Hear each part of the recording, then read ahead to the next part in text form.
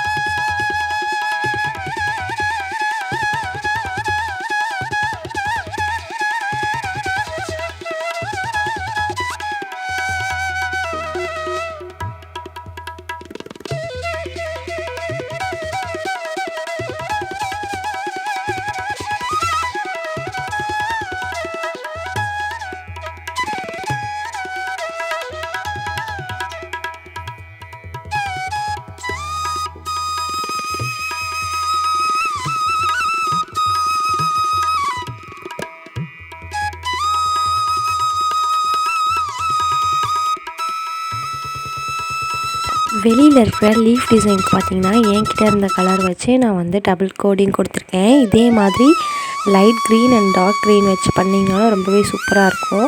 ஃபைனலாக வந்து அந்த ஒயிட் அவுட்லைன் போட்டதுக்கப்புறம் செம்மையாயிடுச்சு கோலம். ஸோ ஃபுல் வீடியோ வந்து பார்த்துருப்பீங்க.